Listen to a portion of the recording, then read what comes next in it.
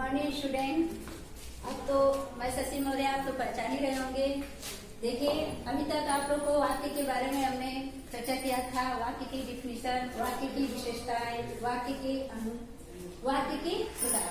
अब आइए हम आश्रित उपवाक्य के भेद, क्या आश्रित उपवाक्य होते क्या हैं, इनके बारे में आज मैं चर्चा करूंगी, जिसे आप ध्यान पूर्वक सुनिए और जो मैं बता रही हूँ उसे कापी पर लिखते जाइए। देखिए, आश्रित उपवाक्य के भेद। आश्रित का मतलब होता है कि निर्भर। आश्रित उपवाक्य को पहले इसे पिछले वीडियो में मैं आपको बता चुकी हूँ कि आश्रित को हम गौड़ उपवाक्य भी बोलते हैं। कौन सा उपवाक्य बोलते हैं? गौड़ उपवाक्य। और आश्रित का से क्या होता है? आश्रित का से होता है निर्भर। तो आश्रित उपवाक्य जो मिश्रित वाक्य में आपको बताए थे, एक प्रधान उपवाक्य होता है और उसको दो या दो से अधिक उपवाक्य क्या होते हैं? आश्रित होते हैं, जिसे हम मिश्र वाक्य बोलते हैं। ठीक, तो उसी आश्रित उपवाक्य के आपको यहाँ पर भेद बता रही हूँ, जिसे आप ध्यानपूर्वक सुनिए। देखिए, आश्रित उपवाक्य के कितने भेद होते हैं? 3 भेद होते हैं। कौन कौन से होते हैं? संज्ञा उपवाक्य, विशेषण उपवाक्य और क्रिया विशेषण उपवाक्य। तो सबसे पहले हम आपको संज्ञा उपवाक्य के बारे में बताऊंगी। चलिए, तो संज्ञा उपवाक्य होते क्या है, इसके बारे में हम लोग पढ़ें और जानें कि संज्ञा उपवाक्य क्या होते हैं। ठीक, तो आप लोग देखिए, ब्लैक बोर्ड पर ध्यान से आप लोग देखिए कि संज्ञा उपवाक्य क्या होते हैं। प्रधान उपवाक्य में प्रयुक्त संज्ञा या संज्ञा पदबंध के स्थान पर जो उपवाक्य प्रयोग किया जाता है उसे हम संज्ञा उपवाक्य करते हैं। आप लोगों ने ध्यान से सुना, हमने क्या बताया कि प्रधान उपवाक्य में प्रयुक्त संज्ञा या संज्ञा पदबंध के स्थान पर जो उपवाक्य प्रयोग किया जाता है उसे संज्ञा उपवाक्य करते हैं। ठीक, देखिए, इसकी पहचान होती है। संज्ञा उपवाक्य में मतलब कि प्रधान उपवाक्य में जो प्रयुक्त यानी पहले से जो अस्थायी होते हैं, प्रयोग किए रहते हैं संज्ञा, और उसी संज्ञा पर, उसी स्थान पर ये संज्ञा उपवाक्य क्या करते हैं? प्रयोग किए जाते हैं। उसे ही हम क्या बोलते हैं? संज्ञा उपवाक्य।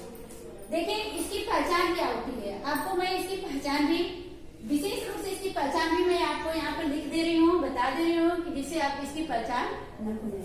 देखिए, संज्ञा उपवाक्य की पहचान क्या होती है? संज्ञा उपवाक्य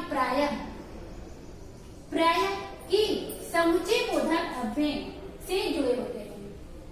कभी कभी संज्ञा उपवाक्य में की का लोप हो जाता है। कभी कभी क्या होता है? संज्ञा उपवाक्य में की शब्द का प्रयोग नहीं होता है, और जहाँ पर भी की शब्द यानी समुच्चय बोधक अव्यय की से जुड़े होते हैं, जहाँ पर भी आप देखिए कि की शब्द से है, तो वहाँ पर क्या होता है आपका? संज्ञा उपवाक्य। जैसे एग्जाम्पल में देखिए आप, महेश बोला कि कल दिल्ली जाऊंगा। महेश बोला कि मैं कल दिल्ली जाऊंगा। तो आपको हमने बताया है कि प्रधान जो उपवाक्य में जो प्रयुक्त संज्ञा है वो हमेशा क्या करते हैं? संज्ञा का ही कार्य करते हैं। देखिए, जो संज्ञा उपवाक्य है यानी प्रधान उपवाक्य में जो संज्ञा प्रयोग किया जाता है वो हमेशा संज्ञा का ही कार्य करते हैं, किसी अन्य का कार्य वो नहीं करते हैं। जैसे आपको यहाँ पर महेश बोला कि मैं दिल्ली जाऊंगा, तो प्रधान उपवाक्य इसमें क्या है? प्रधान उपवाक्य क्या है इसमें? महेश बोला। प्रधान उपवाक्य क्या है? महेश बोला। और जो आश्रित उपवाक्य क्या है इसमें? मैं कल दिल्ली जाऊंगा। मैं कल दिल्ली जाऊंगा, ये क्या हो गया आपके? आश्रित उपवाक्य। यहाँ पर देखिए, यहाँ पर की है ना, आपको हमने बताया है कि इसकी पहचान क्या है संज्ञा उपवाक्य की यानी समुच्चय बोधक की पर से हमेशा ये क्या होते हैं? जुड़े होते हैं। तो महेश बोला कि मैं कल दिल्ली जाऊंगा।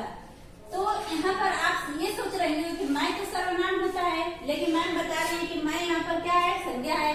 लेकिन यहाँ पर संज्ञा उपवाक्य में यहाँ पर मैं सर्वनाम आप इसको नहीं बोलेंगे, इसे आप संज्ञा के ही रूप में प्रयोग करेंगे, क्योंकि आपको बताया गया है कि प्रधान उपवाक्य में जो प्रयुक्त संज्ञा होता है, प्रधान उपवाक्य में प्रयुक्त संज्ञा क्या है? महेश। और संज्ञा या संज्ञा पद के स्थान पर जो उपवाक्य प्रयोग किए जाते हैं, यानी संज्ञा पद के स्थान पर जो वाक्य प्रयोग किए जाते हैं वो क्या होते हैं? आपका संज्ञा कहलाते हैं। तो यहाँ पर महेश बोला कि संज्ञा, ये संज्ञा पदबंध के स्थान पर प्रयोग किया गया है मैं ना, तो यहाँ पर मैं क्या हो जाएगा? संज्ञा ही हो जाएगा, यहाँ पर सर्वनाम नहीं होगा।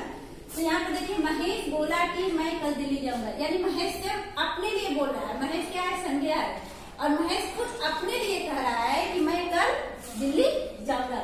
यहाँ पर मैं शब्द आपका सर्वनाम नहीं होगा, क्योंकि संज्ञा आश्रित उपवाक्य के कितने भेद होते हैं? 3 ही भेद होते हैं, संज्ञा, उपवाक्य, विशेषण और क्रिया विशेषण। यहाँ पर यदि मैं होगा, वो होगा, कुछ भी हो तो वो क्या होंगे? आपके संज्ञा ही होंगे, क्योंकि हमेशा संज्ञा उपवाक्य में हमेशा संज्ञा का ही कार्य करते हुए दिखाता है, किसी अन्य का कार्य करते हुए नहीं दिखाएगा। तो यहाँ पर महेश बोला कि मैं कल दिल्ली जाऊंगा, तो आपका क्या हो गए? संज्ञा उपवाक्य। ऐसे ही नेक्स्ट उदाहरण है, आचार्य कहते कि संघर्ष ही जीवन। आचार्य कहते, यानी आचार्य क्या है? आपके संज्ञा, वो खुद ही कह रहे हैं, यानी संज्ञा का ही कार्य करेंगे। कहते हैं कि संघर्ष ही जीवन है। अब देखिए, मुझे मालूम था कि वह नहीं आएगा, मुझे मालूम था वह नहीं आएगा। आपको हमने बताया है इसकी पहचान में, कभी कभी संज्ञा उपवाक्य में की का लोप हो जाता है। किसका लोप हो जाता है? की शब्द का। जैसे आपको यहाँ पर हमने एक उदाहरण सिंपल उदाहरण देकर आपको हमने समझाया है कि मुझे मालूम था कि वह नहीं आएगा। मुझे यानी मुझे मालूम था, यानी मैं संज्ञा, यहाँ पर संज्ञा का ही प्रयोग किया जा रहा है। जो आपका प्रधान उपवाक्य है संज्ञा, यानी मुझे मालूम था कि वह नहीं आएगा। वह किसके लिए प्रयोग किया जा रहा है? संज्ञा के लिए प्रयोग किया जा रहा है। तो यहाँ पर देखिए की शब्द का प्रयोग नहीं है, क्योंकि की का लोप हो गया है। लेकिन एक चीज आप ध्यान दीजिएगा, जहाँ पर की का लोप होता है वहाँ पर क्या होता है? कामा का प्रयोग किया जाता है। जहाँ पर की शब्द का लोप होता है संज्ञा उपवाक्य में, वहाँ पर किसका प्रयोग होता है? कामा का प्रयोग होता है। ध्यान पूर्वक देखिए, किसका प्रयोग किया गया है? कामा का प्रयोग किया गया है। तो इसी प्रकार और भी आपको अन्य उदाहरण है, जैसे मुझे मालूम था वह नहीं आएगा। तो आपको हमने बताया कि कभी कभी संज्ञा उपवाक्य में की शब्द का लोप हो जाता है। लेकिन एक चीज आपको ध्यान देना है, जहाँ पर की शब्द का लोप होगा वहाँ पर हमेशा कामा का प्रयोग रहता है। ठीक, इसी प्रकार अन्य उदाहरण जैसे आपको मैं बताऊंगी कि मेरी इच्छा है कि मैं सबकी सेवा करूं। मेरी इच्छा है कि मैं सबकी सेवा करूं। क्या इच्छा है? सबकी सेवा करने की, यानी ये संज्ञा, यानी संज्ञा प्रधान उपवाक्य में जो संज्ञा है हमेशा संज्ञा का ही कार्य करते हुए दिखाया रहा है। मेरा उद्देश्य है कि मैं डॉक्टर बनूं। मेरा उद्देश्य है, देखिए यहाँ पर संज्ञा क्या कर रहा है? मेरा उद्देश्य है कि मैं डॉक्टर बनूं। मैं क्या है? मैं सर्वनाम है, लेकिन यहाँ पर मैं सर्वनाम का प्रयोग नहीं हम करेंगे। किसका प्रयोग करेंगे? संज्ञा। हमेशा यहाँ पर संज्ञा ही दिखाएंगे। मैं को किस में लेंगे? संज्ञा में लेंगे। ठीक, इसी प्रकार बहुत से अन्य उदाहरण आपको मिलेंगे, जो कि इतना ही मैं आपको बता रही हूँ। और भी अन्य उदाहरण है, जैसे कि पिताजी को विश्वास है कि मैं सन्यासी बनूंगा। पिताजी को विश्वास है कि मैं सन्यासी बनूंगा। तो ठीक, तो आपको यहाँ तक समझ में आ गया होगा कि संज्ञा उपवाक्य क्या होते हैं। इसे बहुत अच्छे ढंग से इसे तैयार करिए। बस इसकी पहचान, आपको परिभाषा याद करिए, इसकी पहचान याद करिए। जब आपको पहचान मालूम रहेगा तो आप संज्ञा उपवाक्य कभी नहीं भूलेंगे। इसकी पहचान है कि संज्ञा उपवाक्य हमेशा, जहाँ पर भी संज्ञा उपवाक्य होता है वहाँ पर हमेशा क्या होता है कि समुचे बोधक अव्यय से ये जुड़े होते हैं। हमेशा की का प्रयोग होता है। तो ठीक, आपको इसमें समझ गए होंगे कि प्रधान उपवाक्य महेश बोला है, आचार्य कहते हैं, इसमें भी प्रधान उपवाक्य है, मुझे मालूम था ये भी प्रधान उपवाक्य, और प्लस इधर ये सब क्या है? आश्रित उपवाक्य। ठीक, तो अब हम नेक्स्ट चलते हैं, दूसरे नंबर पर क्या चलते हैं? विशेषण उपवाक्य। अब आइए यहाँ देखिए विशेषण उपवाक्य कि विशेषण उपवाक्य क्या होते हैं? जब आश्रित उपवाक्य प्रधान उपवाक्य की किसी संज्ञा या सर्वनाम की विशेषता बताता है, उसे हम क्या बोलते हैं? विशेषण उपवाक्य। ध्यानपूर्वक देखिए, जब आश्रित उपवाक्य प्रधान उपवाक्य की, जब आश्रित मतलब आपको क्या बताएं? जो निर्भर, यानी एक दूसरे पर निर्भर हैं। तो जो निर्भर वाक्य हैं वो क्या है? प्रधान उपवाक्य के, यानी जो प्रधान उपवाक्य है कि किसी भी उसकी चाहे संज्ञा हो या वो सर्वनाम होता है, उसकी वो विशेषता बताता है, वो क्या कहलाता है? विशेषण उपवाक्य। ठीक, तो अब देखिए इसकी पहचान क्या है? विशेषण उपवाक्य के प्रारंभ में प्रायः संबंधवाचक सर्वनाम, संबंधवाचक क्या होता है, किसे कहते हैं, इसकी परिभाषा याद होगा। नहीं भी याद होगा तो आप पिछले बुक से आप देख सकते हैं कि संबंधवाचक सर्वनाम किसे कहते हैं। ठीक, तो आगे देखिए, उपवाक्य के प्रारंभ में प्रायः संबंधवाचक सर्वनाम जो या जो से बने रूप, जो या जो से बने रूप, जो से बने रूप क्या होते हैं, जैसे आपको हमने यहाँ दिखा भी दिया है, जैसे जिस, जिसे, जिससे, जिसने, जिस पर, जिसके लिए, जिसका आदि का प्रयोग होता है, आदि का प्रयोग होता है। ठीक, यानी जो से जितने भी रूप बनते हैं, यानी जिसके लिए, जिसमें, जिसने, जिसका, जिन्होंने, ठीक, ये सभी आपके क्या है, संबंधवाचक सर्वनाम से है। तो विशेषण उपवाक्य की पहचान क्या है, यानी जो से बने जितने रूप होते हैं उनका यहाँ पर प्रयोग किया जाता है। ठीक, अब आगे जैसे इसका एग्जाम्पल देखिए, आप एग्जाम्पल देखिए तब आपको समझ में आएगा। जो संतोषी होते हैं सदा सुखी रहते हैं, जो संतोषी होते हैं क्या होते हैं, सुखी रहते हैं। तो अब आपको हमने डिफिनेशन में क्या बताया था कि जब आश्रित उपवाक्य प्रधान उपवाक्य की, जब आश्रित उपवाक्य प्रधान उपवाक्य की क्या बताता है, विशेषता बताता है। तो इसमें जब आश्रित उपवाक्य प्रधान उपवाक्य की क्या बता रहा है, विशेषता बता रहा है। यानी इसमें आश्रित उपवाक्य क्या है, जो संतोषी होते हैं, ये जो संतोषी होते हैं सदा सुखी रहते हैं, यानी सदा सुखी रहते हैं क्या है, यहाँ पर एक आश्रित उपवाक्य है, सदा सुखी रहते हैं, आश्रित उपवाक्य है। यानी जो संतोषी होते हैं सदा सुखी रहते हैं, यानी आपकी जो प्रधान उपवाक्य उसकी क्या बताया जा रहा है, विशेषता बताया जा रहा है। यानी प्रधान उपवाक्य यानी जो संतोषी होते हैं सदा सुखी रहते हैं, उसकी विशेषता किससे हो रही है, सुख से हो रही है। सुख क्या है, विशेषता है। संतोषी क्या है, नहीं पता संतोषी क्या है, संतोष करना क्या होता है नहीं पता है। चलो आगे देखो, तो जो संतोषी होते हैं सदा सुखी रहते हैं, यानी प्रधान उपवाक्य की क्या विशेषता किससे बताई जा रही है, सुखी से बताई जा रही है, संतोषी से बताई जा रही है। तो वो आपका क्या हो गया, विशेषण उपवाक्य। इसी प्रकार देखिए, यही वो लड़का है जिसको मैं कल बाजार में देखा था, यही वो लड़का है। इसकी विशेषता क्या है, इस लड़के की विशेषता क्या बताया जा रहा है, यही से इसकी विशेषता बताई जा रही है, जिसको मैं कल बाजार में देखा था। यानी जिसको वो कल बाजार में देखा था वो क्या था, वही वो लड़का था। यानी लड़के की विशेषता बताई जा रही है कि यही वो लड़का है जिसको मैं कल बाजार में देखा था, विशेषण उपवाक्य। नेक्स्ट है आपका, वह चोर पकड़ा गया जिसने कार चुराई थी, यानी वह चोर पकड़ा गया जिसने कार चुराई थी। यानी प्रधान उपवाक्य की विशेषता कैसे हो रही है, कार चुराने से हो रही है। किससे हो रही है, कार चुराने से हो रही है। तो देखिए आपका ये क्या हो गया, विशेषण उपवाक्य। क्योंकि परीक्षा में आपसे पूछा जाता है, बोर्ड के एग्जाम में ये क्वेश्चन पूछा जाता है, उसमें आपसे अगर एग्जाम्पल दे दिया जाएगा और पूछा जाएगा, मान लीजिए आपसे यही पूछ दिया गया कि जो संतोषी होते हैं सदा सुखी रहते हैं। अब इसमें आपसे पूछ दिया जाएगा कि जो संतोषी होते हैं सदा सुखी रहते हैं, इसमें कौन सा आश्रित उपवाक्य है। तो जब आपको नियम मालूम रहेगा, परिभाषा मालूम रहेगा, तभी तो आप बताएंगे कि कौन सा आश्रित उपवाक्य है। तो क्या आप इसको बता देंगे कि संज्ञा है, नहीं, क्योंकि संज्ञा में आपको हमेशा की समुच्चय बोधव्य से जुड़े होते हैं। यहाँ पर आपको हमने बताया कि संबंधवाचक सर्वनाम यानी जो से बने जो रूप होते हैं उनका प्रयोग किया जाता है। तो आप यहाँ क्या बताएंगे, विशेषण उपवाक्य। क्या बताएंगे, विशेषण उपवाक्य। ठीक, तो इतना तो आपको समझ में। और भी एग्जाम्पल, जैसे और भी एग्जाम्पल आपको मैं दे रही हूँ, जिसमें साहस होता है सफलता उसकी कदम चूमती है, जिसमें साहस होता है सफलता उसकी क्या करती है, कदम चूमती है। ये सब क्या है, विशेषण उपवाक्य के उदाहरण। जो मेहनत करते हैं वे अच्छे लगते हैं। ठीक, ये सब क्या, बहुत से ऐसे अन्य उदाहरण आपको पढ़ने के लिए मिलेंगे। बस मैं ये थोड़ा थोड़ा आपको पहचान, मैं इसको समझा रही हूँ। ठीक है, तो आगे आइए। अब तीसरा क्या है आपका, क्रिया विशेषण उपवाक्य। ठीक, तो आप देखिए इधर आइए, आप देखिए क्रिया विशेषण उपवाक्य क्या होते हैं।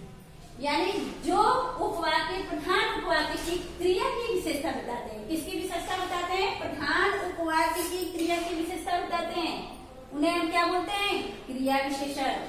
अब देखिए इसकी पहचान क्या है, क्रिया विशेषण की पहचान क्या हो रही है?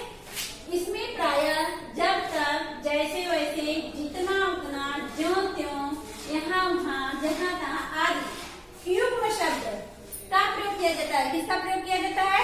युग्म शब्द। युग्म का मतलब आपको पहले हम बता चुके हैं कि युग्म का मतलब क्या होता है? साथ साथ, यानी जोड़े में जो शब्द होते हैं। क्या होते हैं? साथ साथ, यानी जोड़े में जो शब्द होते हैं। पिछले कक्षा में आप लोग पढ़ चुके होंगे कि युग्म क्या होता है, युग्म शब्द क्या होता है। ठीक, तो अब देखिए इसकी पहचान आपको बता दी। क्रिया विशेषण की पहचान क्या होती है? इसमें प्रायः जब तक, देखिए जब तक क्या है? बीच में डैश है ना, युग्म शब्द है ना, यानी जोड़े के साथ है ना, जैसे वैसे, जितना उतना, ज्यों त्यों, यहाँ वहाँ, जहाँ तहाँ आदि युग्म शब्द का प्रयोग किया जाता है। जैसे आपको उदाहरण में बताया गया है कि विवेकानंद जहाँ तहाँ गए, युग्म शब्द है ना, जहाँ तहाँ गए, विवेकानंद जहाँ तहाँ गए उनका आदर सत्कार हुआ। विवेकानंद जहाँ तहाँ गए उनका आदर सत्कार हुआ। नेक्स्ट है, जितना दान दोगे उतना पुण्य मिलेगा। जितना दान दोगे उतना पुण्य मिलेगा। देखिए यहाँ पर जितना उतना, आपको हमने बताया था ना कि शब्द जितना उतना, तो जितना दान दोगे उतना ही पुण्य मिलेगा। नेक्स्ट है, जब वर्षा हो रही थी तब छात्र मैदान में थे। यानी जब वर्षा हो रही थी तब क्या थे? छात्र मैदान में थे। बस आपको ये पहचान, इसकी पहचान याद रखना है कि इसमें किस किस शब्दों का प्रयोग होता है। जब इसकी डिफिनीशन और पहचान याद रखेंगे तो आप कभी भी आश्रित उपवाक्य नहीं भूल सकते हैं। कभी भी परीक्षा में कहीं से भी उठाकर आपसे पूछा जाएगा, आप राइट कर सकते हैं। जैसे क्रिया विशेषण के और जो अन्य उदाहरण मैं आपको बता रही हूँ। ज्यों ही मैदान में पहुंचा, ज्यों ही मैदान में पहुंचा त्यों ही खेल समाप्त हो गया। यानी इस प्रकार के अन्य उदाहरण, बहुत से ऐसे उदाहरण आपको मिलेंगे। मैं जैसे ही स्टेशन पहुंचा वैसे ही गाड़ी चल दी। ठीक, तो ऐसे बहुत से उदाहरण मिलेंगे बेटा, जिसको आपको बहुत ही ध्यान पूर्वक पढ़ना होगा, क्योंकि आपको बोर्ड का एग्जाम देना है। इसलिए बहुत ही ध्यान से जो भी आपको वीडियो बनाकर भेजा जा रहा है उसे बहुत ही केयरफुली आप पढ़ोगे और उसे आप लिखेंगे। और उसे ये नहीं पढ़ के लिख कर छोड़ना नहीं है, उसे होमवर्क के रूप में आपको तैयार करना है और उसे याद करना है, जो आपको वीडियो में होमवर्क भी दिया जाएगा। आगे देखिए, क्रिया विशेषण। क्रिया विशेषण के निम्नलिखित भेद भी होते हैं, जिसको आपकी आवश्यकता तो नहीं, पहचान तो हमने बताया, लेकिन उसका भेद भी थोड़ा सा उस पर नजर हम लोग डाल लेते हैं कि क्रिया विशेषण के भेद पर, यानी क्रिया विशेषण के निम्नलिखित भेद होते हैं। नंबर 1 है समयवाचक क्रिया विशेषण। नंबर 1 है समयवाचक क्रिया विशेषण, यानी जिसमें समय का बोध होता है उसे हम क्या बोलते हैं? समयवाचक क्रिया विशेषण।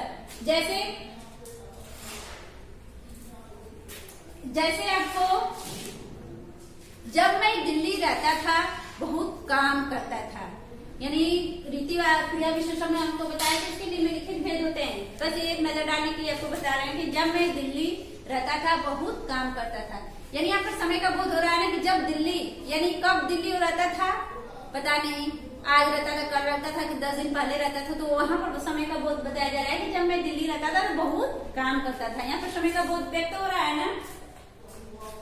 जब आपका फोन आया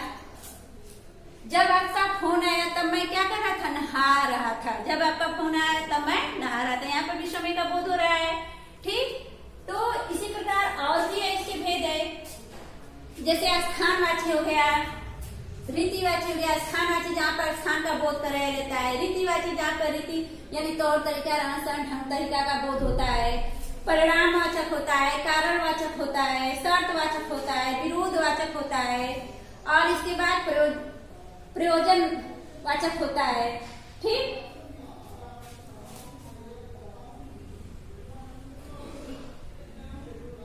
अब जैसे परिणामवाचक में, यानी ज्यों त्यों बड़ा होता रहा त्यों त्यों मूर्ख होता गया, यानी जो जो बड़ा होता गया मूर्ख होता गया। इसी प्रकार इसके बहुत से जैसे निम्नलिखित इसके भेद होते हैं, लेकिन इसकी हमें आवश्यकता नहीं, मैं जहां तक आपको आवश्यकता है उसी तक मैं आपको समझा दी। ठीक, तो इसे आप अच्छे ढंग से पढ़ेंगे, याद करेंगे और लिखेंगे। और होमवर्क में जो भी आपको वीडियो बनाकर दिया जाता है प्रतिदिन का, प्रतिदिन के लिए आप उसे याद करके होमवर्क एक कॉपी पर राइट करते जाएंगे। आज मैं इस वीडियो में आपको होमवर्क दे रही हूँ। पिछले 2 वीडियो में मैंने आपको होमवर्क नहीं दिया, लेकिन उसे आप अपने ढंग से उसे कंप्लीट करेंगे। और लेकिन इस वीडियो में मैं आपको होमवर्क दे रही हूँ, जिसे देखिए इसमें आपका होमवर्क है, यानी संज्ञा उपवाक्य, विशेषण उपवाक्य, क्रियारूप, इन तीनों की डिफिनीशन और पहचान याद करिए। ठीक, तो मैं यहीं पर समाप्त करती हूँ। फिर आगे नेक्स्ट वीडियो में हम मिलेंगे, जिसमें हम आपको वाक्य रूपांतरण पढ़ाएंगे। नेक्स्ट वीडियो में क्या पढ़ाएंगे? वाक्य रूपांतरण, यानी एक वाक्य को दूसरे वाक्य में कैसे परिवर्तित किया जाता है। जैसे संयुक्त वाक्य को हम सजाड़ा वाक्य में कैसे परिवर्तित करेंगे, संयुक्त वाक्य से हम मिश्र वाक्य में कैसे परिवर्तित करेंगे, ये चीज आपको हम नेक्स्ट वीडियो में बताएंगे। धन्यवाद।